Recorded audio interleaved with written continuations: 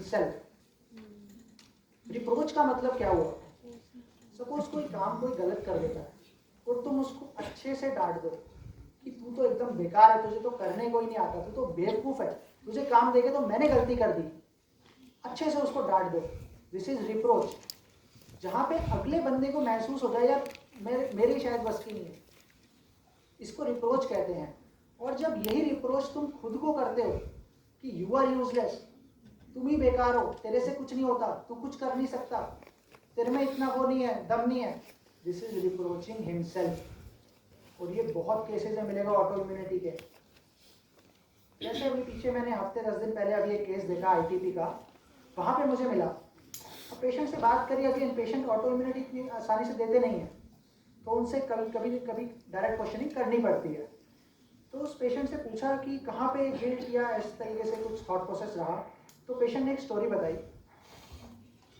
कि जब मैं स्कूल में थी तो मेरा एक बॉयफ्रेंड था, मैं उसके साथ बाहर खूब घूमने जाती थी, मेरी माँ मुझे खूब मना करती थी, बेटा बाहर मत जाओ, घूमो नहीं, घर में रहो। मैं अपनी माँ को डांट के इग्नोर करके बाहर चली जाती थी अपने बॉयफ्रेंड के साथ। 2 साल बाद उस बॉयफ्रेंड ने मुझे डंप कर दिया, और उस दिन से मुझे डॉक्टर आज तक ये गिल्ट शुरू हो गया। मुझे गिल्ट ये आया कि मैंने अपनी माँ को नाराज किया, इसके लिए उस दिन से मुझे थॉट प्रोसेस शुरू हो गया। वो डायरी लिखती थी, बोलती उस दिन मैंने जाके अपनी डायरी में लिखा आई am not a good daughter. This is the starting of auto immunity. और उसको प्रॉब्लम भी कहीं स्कूल कॉलेज टाइम से शुरू हुई थी, प्लेटलेट्स डाउन आना। तो इस तरीके से हमें ऑटो इम्यूनिटी मिलेगी। और आज भी ये ऑटो इम्यूनिटी बंद नहीं हुई है, बिकॉज शरीर में आज भी चल रहा है वो ऑटो इम्यूनिटी। तो आज भी क्या बोलती है डॉक्टर, मेरे दिमाग में यही चला रहता है। आज उसकी छोटी बेटी हो गई है, बोलती डॉक्टर पता नहीं क्यों ये दिमाग में बार बार आता रहता है, आई am not a good daughter, I am not a good mother, I am not a good daughter in law, I don't have confidence, I am not so good looking, I don't look good. बोलती मैं बकायदा इसको page पे लिखती हूँ। सो इस तरीके से हमें एंट्री लेना इन केसेस में। एक और केस जो हमें जो रिप्रोचिंग हिमसेल्फ हमें बताएगा कैसे मिलता है, मदर्स बोलेंगी, एक वर्किंग मदर से मैंने बात किया तो उसने बताया कि मैं जब बाहर जाती हूँ काम करने, कभी मेरा बेटा बोल देता है मम्मी आज ये खाने का मन है, मुझे तो काम पे जाना है, मैं चली जाती हूँ, बट मुझे ये आ जाता है कि उसका मन था मैंने खिलाया नहीं, I am not a good mother. ये स्टार्टिंग है ऑटो इम्यूनिटी की। और कैसे मिलेगी anxiety of conscious as a guilty of a crime, तो पूरा केस देखा हमने। एंजाइटी ऑफ कॉन्शियस क्या होता है कि पेशेंट अपने को ब्लेम करता है। कैसे? पेशेंट हमें बार बार सॉरी बोलेंगे बेवजह, सॉरी सॉरी, कुछ लोगों को आदत होती है, तो दे आर लाइक, उनको ऐसा लगता है कहीं ना कहीं उन्हीं की ही गलती है। हालांकि ऐसा होता नहीं है सिनेरियो। पेशेंट्स आएंगे बोलेंगे कि सॉरी डॉक्टर मैं आपका ज़्यादा टाइम तो नहीं ले रही, हर बार कॉल करने से पहले बोलेंगे। तो ये चीज इस तरीके से मिलती है, anxiety of conscious as if guilty of a crime. Then death desires discuss कर लिया है अभी। कहीं ना कहीं पेशेंट को लगेगा इससे अच्छा मर जाना ही अच्छा है, और ये सिर्फ बोलने वाली बात नहीं होगी, उसको महसूस करते हैं पेशेंट, तो ही इसको उठाना है। खासकर ओल्ड एज में लोग बोलते हैं कि अब मेरे सारे काम हो गए, बच्चे सेटल हो गए, सब कुछ हो गया, वाइफ की डेथ हो गई 2 साल पहले, अब जीने का मन नहीं करता, अब बस अपने दिन गिन रही हूँ, बस अगले दिन मुझे भगवान उठा लें। उनको they develop pathologies like cancer and high grade diabetes, जो कि इंसुलिन से भी रिएक्ट नहीं करती, that is auto immune level.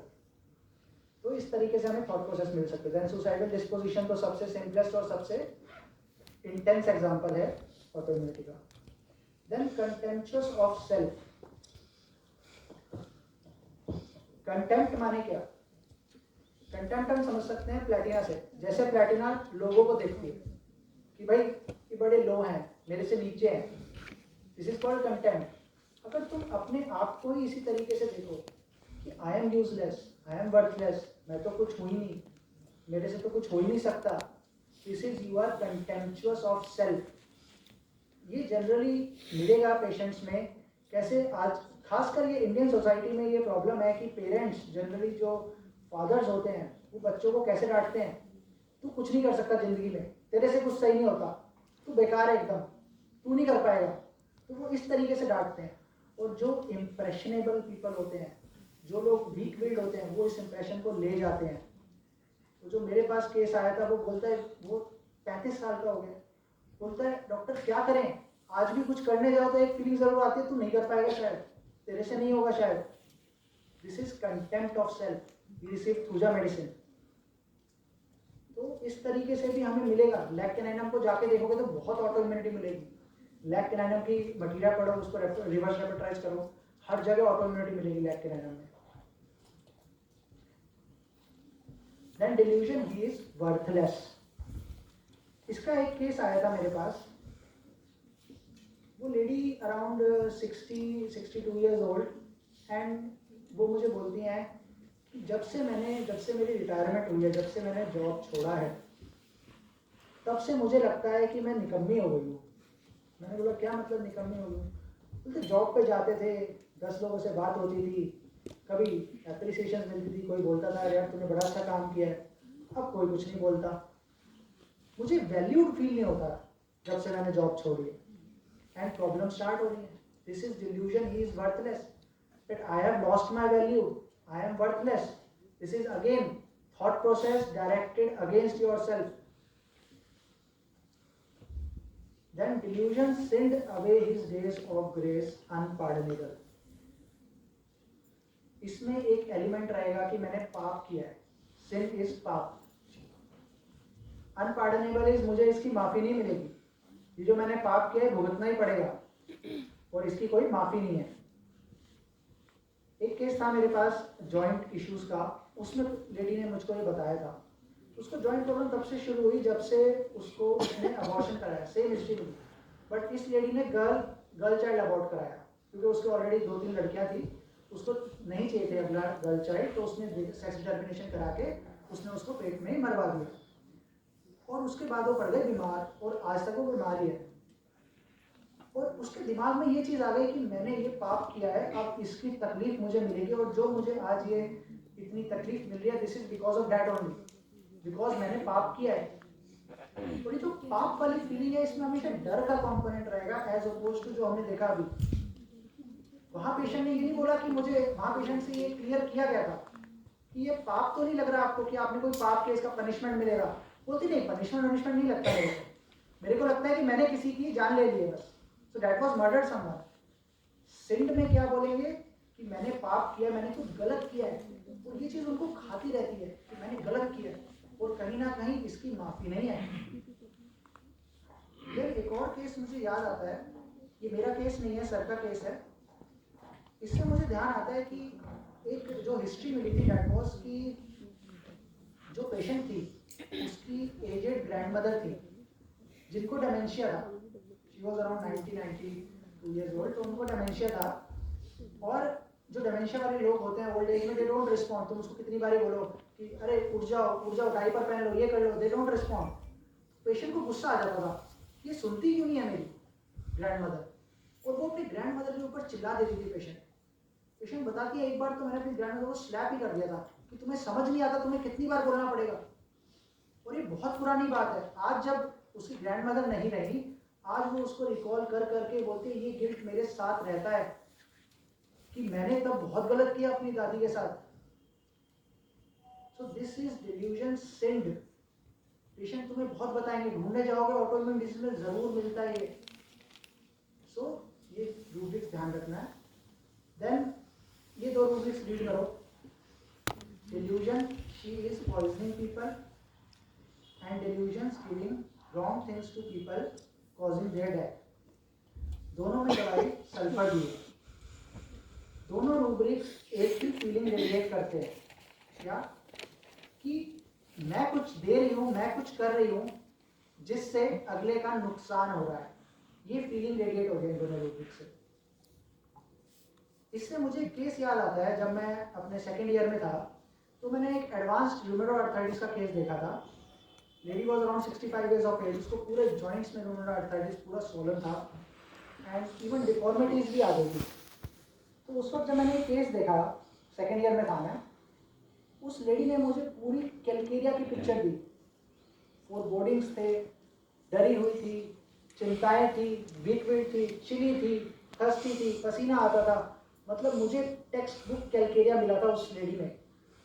मैं तो श्योर था कि मुझे मेरी दवाई इसको काम करेगी और ये ठीक हो जाएगी। सब कुछ उस लेडी में कैलकेरिया था, हर एक सिम्टम। मैंने उसको कैलकेरिया दिया, उसको कोई फायदा नहीं हुआ, 2-3 महीने में छोड़ गई। बट आज when I read auto immunity, मुझे याद आता है उसने मुझे हिस्ट्री दी थी, और आज मुझे ध्यान आता है कि मे बी अगर हम इस तरीके से चलते तो शायद रिजल्ट कुछ डिफरेंट होता। क्या हिस्ट्री मिली थी उस केस में? वो बोलती कि मैं एक इमरजेंसी डिपार्टमेंट में डॉक्टर रही हूँ, शायद गायने या ऑप्स का सम इमरजेंसी डिपार्टमेंट, और वो बोलती कि डॉक्टर 20-30 साल मैंने नौकरी करी और मुझे यही डर लगा रहता था, मैंने इस लेडी को अभी जो दवाई दी है ये बचेगी नहीं बचेगी। मैं इसके साथ बैठी रहती थी, मुझे लगता था मैंने जो इसको दिया है ना अभी बचेगी नहीं, इसको कुछ ना कुछ कॉम्प्लिकेशन हो जाएगा, मर जाएगी, क्योंकि मैंने इसको कोई दवाई दी है।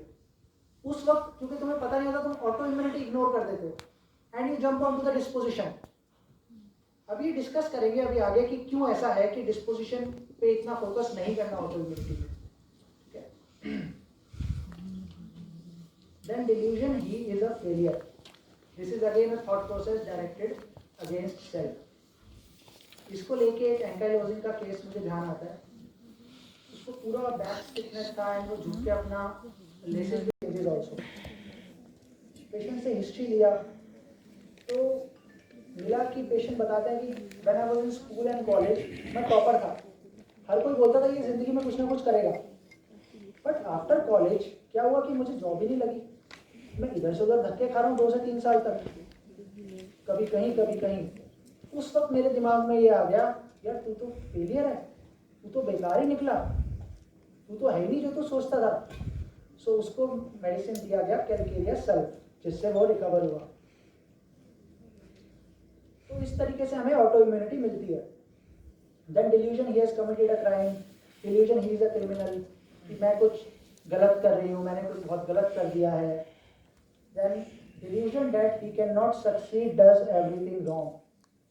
Again कि मैं ही गलत हूँ, मैं कुछ अच्छा कर ही नहीं सकता, मैं जो भी करूँगा वो गलत ही होगा। Again auto immunity. Delusion he is ugly. Delusion wretched she looks. इस तरीके के रूब्रिक्स मिलेंगे। मैं ही खराब हूँ, मैं बहुत खराब दिखता हूँ।